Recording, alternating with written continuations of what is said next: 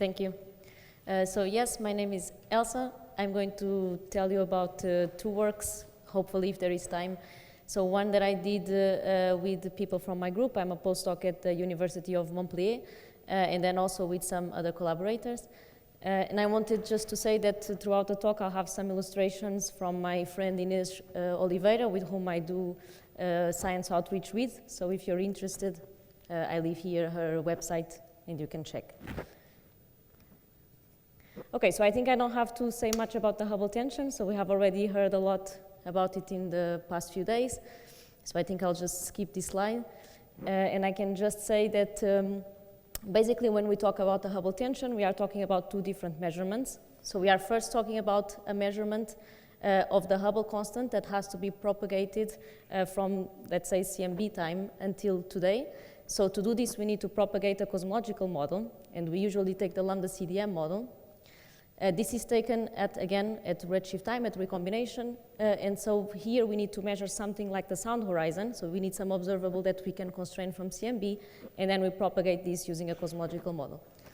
Then when we talk about the late time measurements, we're talking about measurements of distances, and so this is what I want to talk about in this talk.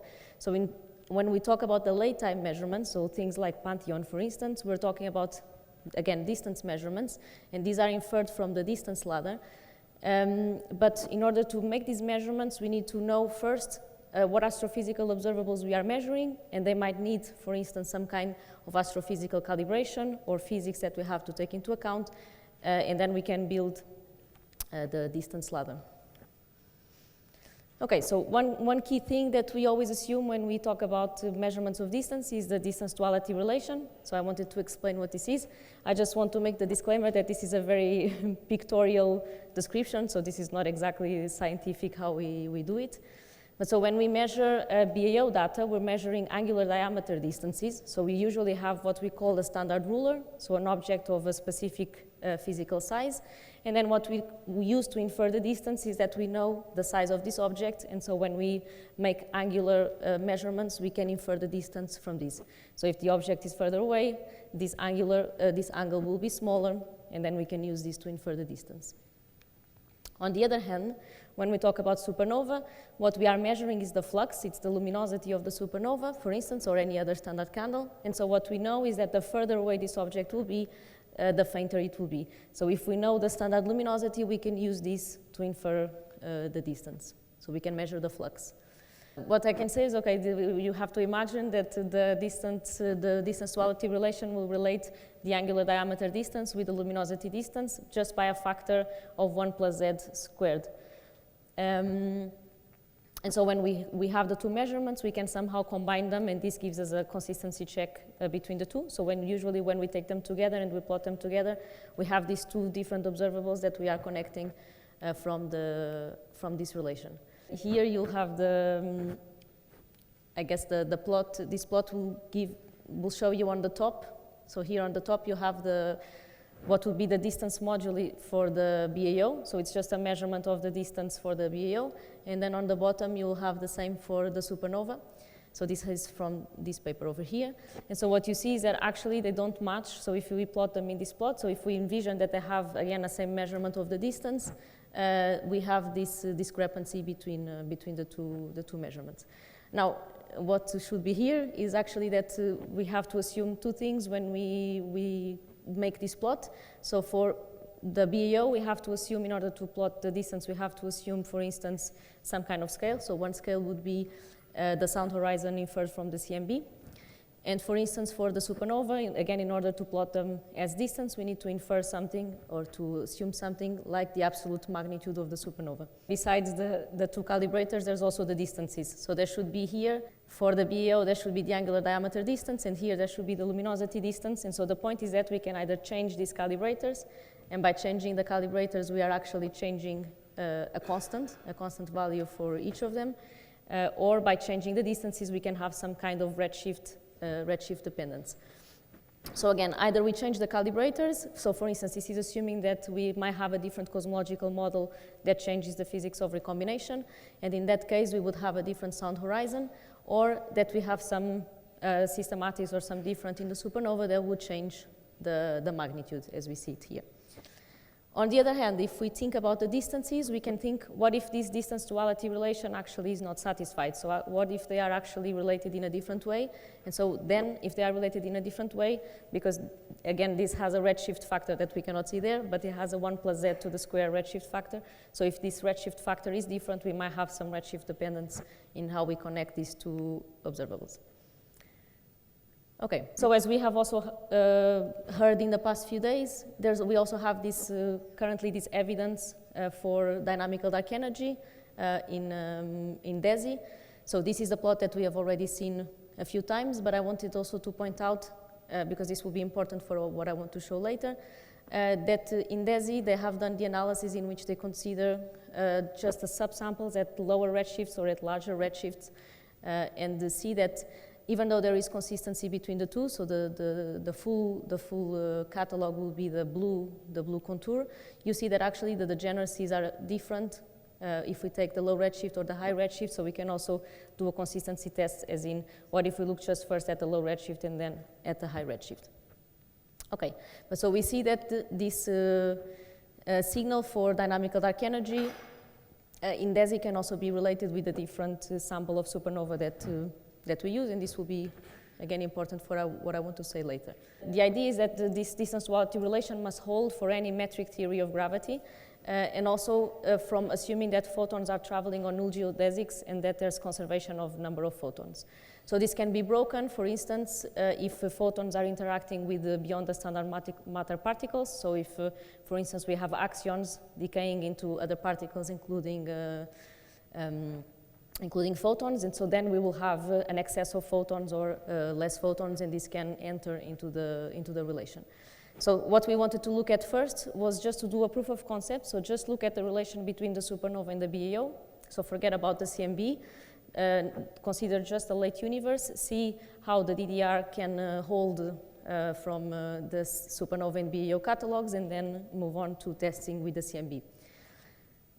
The way in which we parameterize this breaking of the distance-duality relation is, again, this should be the relation between the distances is given by 1 plus z to the power of 2, and we add this function of redshift to the relation, and then we see if this function is just a constant. This means that we can probably recast this as the calibration factor that I mentioned in the beginning, so either the sound horizon or the absolute magnitude of the supernova.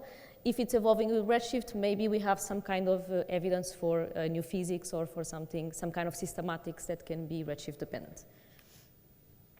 Okay, so then we do 3 tests. So first we just consider these simple phenomenological parameterizations, and we see whether we can reduce or eliminate the tension just with this breaking of the DDR between supernova and BAO. Then we see whether there is any evidence for the fact that this violation of the DDR should evolve with redshift. So again, whether if, for instance, a systematic that is redshift dependent. And then we see how this relates with this evidence for dynamical dark energy and whether we can recast one into the other.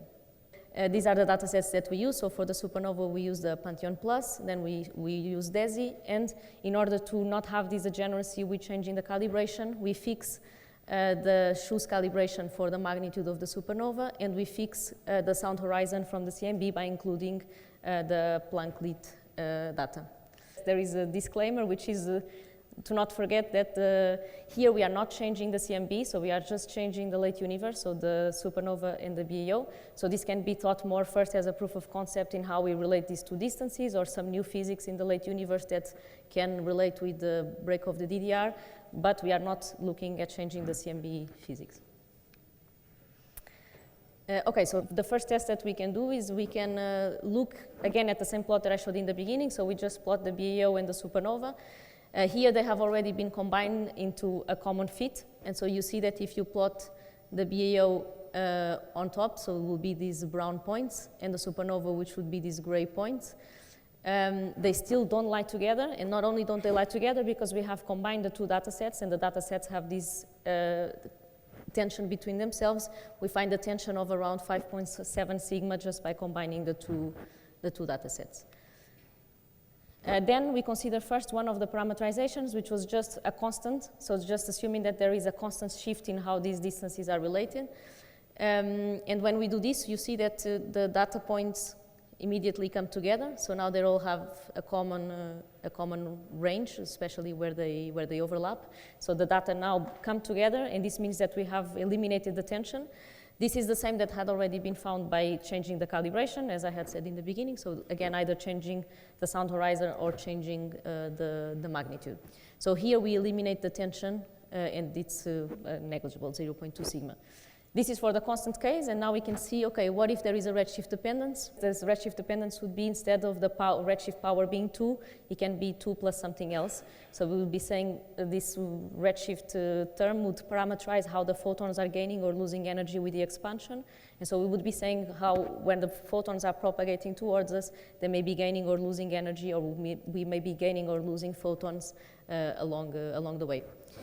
So this would be the most natural parameterization, because again it has a clear physical explanation.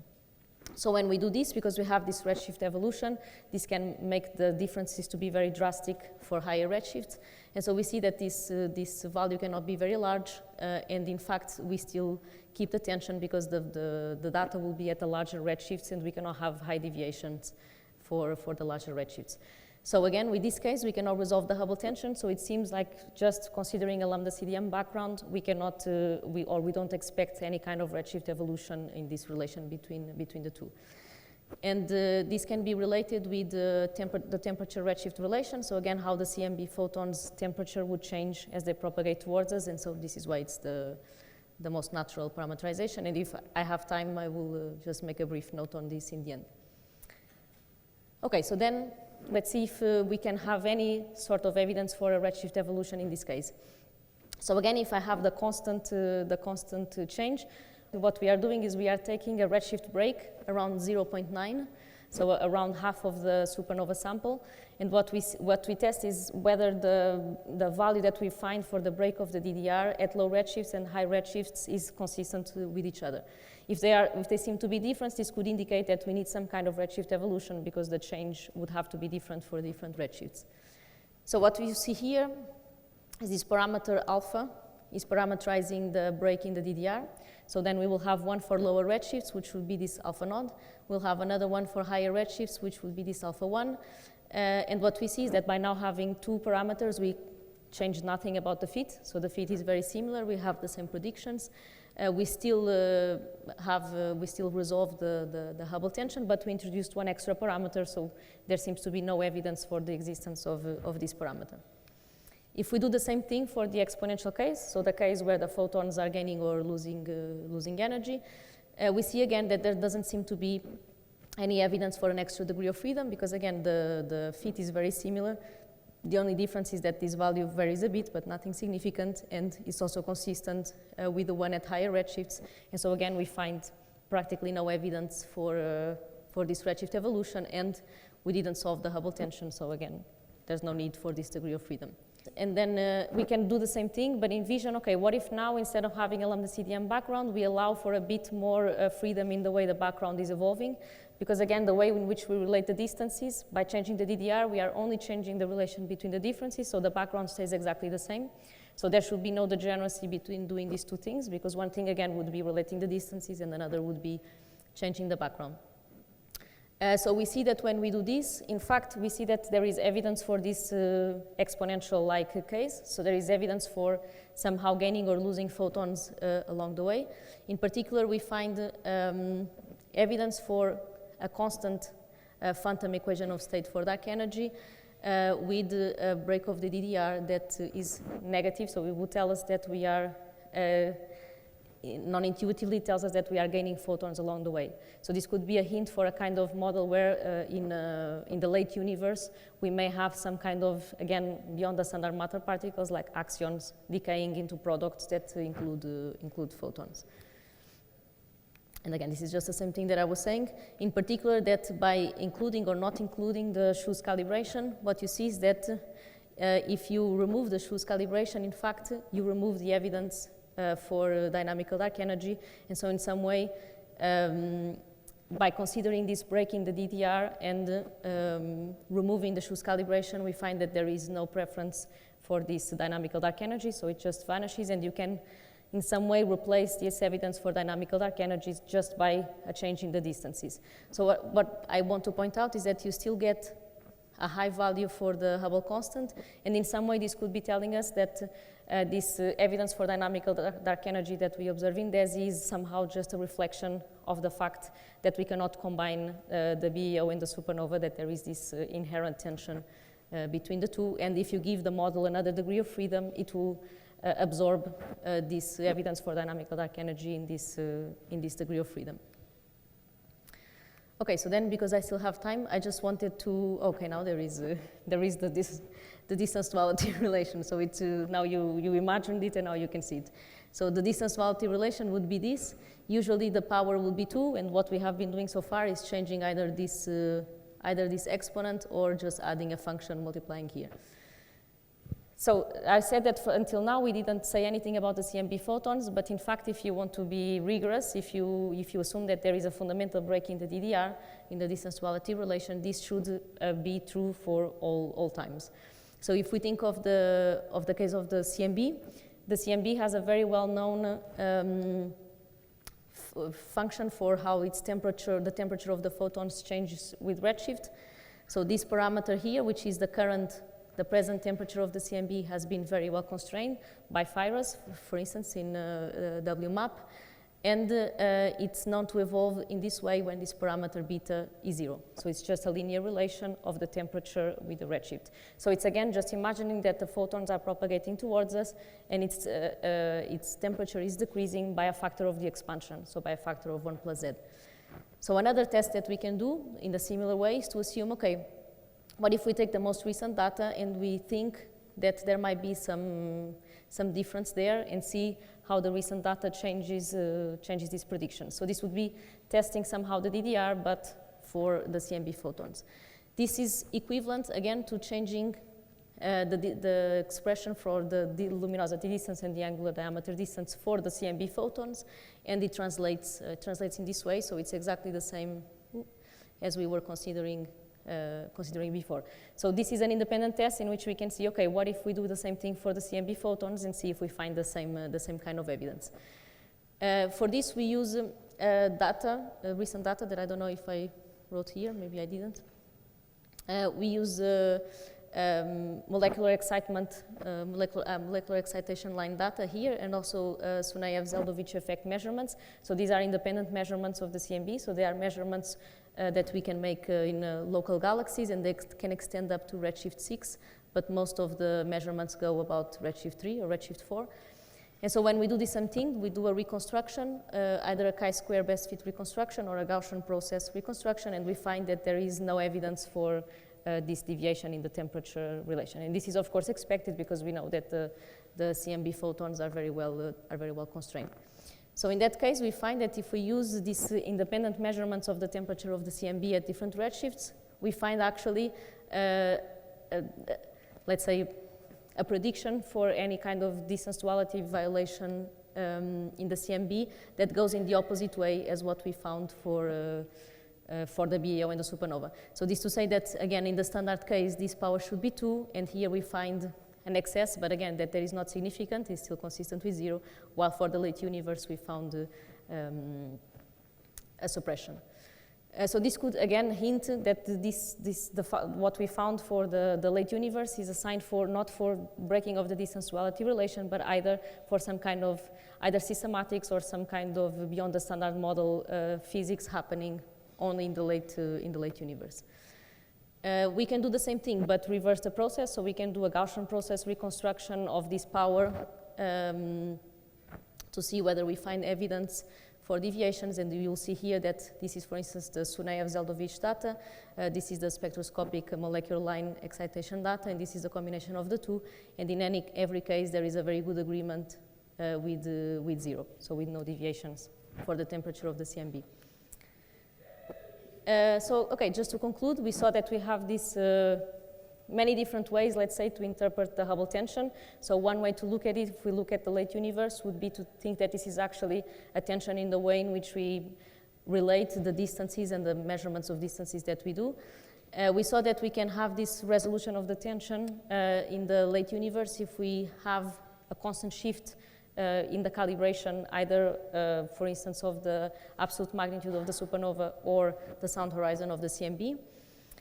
We see that when we try to introduce this break in the DDR, this constant shift or this calibration shift is always the preferred case, so there is no evidence for redshift evolution, except when we open the parameter space to W0 WA, and we see that actually we can replace this evidence for W0 WA by introducing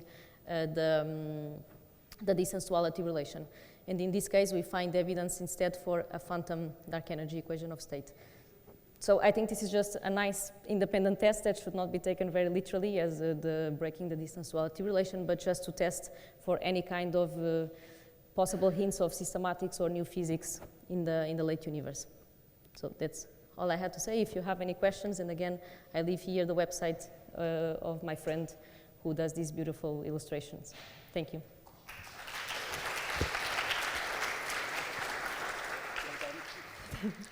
Okay, so thank you for your talk. Do we have any questions?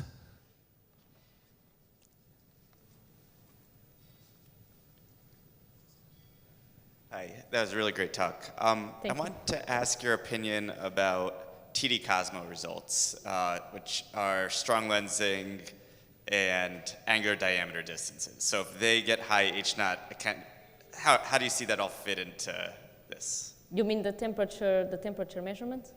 You know, the TD Cosmos strong lensing. Ah. Yeah, so because that's angular diameter. Yeah, this is a good point. It could be added. So I think this kind of plot is always a very nice way to illustrate it, because you can see by eye what is the difference between the distance measurements. And I guess this is a good point in which you could add you mean the TD Cosmo, is it? Exactly. So you could add these measurements here and see how they perform. This is not something we have done, but it's a very good point. Okay. And in principle, you can do it with any data. So you could do it with the GRB, you could do it with quasar. So you could do it with anything, and just gives a very visual, representation. Thank you. One more question on this side. Hi, thank you for the very nice talk. So I was going to ask, maybe I missed it, but so even if this modification is confined to late times, since you are changing how the temperature of the photons evolve, and you know the CMB temperature at the time of CMB, and we know its temperature right now, I think you would be modifying the redshift of last scattering, right? And also this would modify the sound horizon, so it would create very relevant effects for this discussion. Yes, so this is true for the case, so it's not two-way, maybe I didn't explain this properly. So the thing is, when you modify the temperature, you expect this to happen, but you can break the DDR without modifying the temperature of the CMB, because this can be broken, for instance, if you have a non-metric theory of gravity, or if you have an anisotropic model.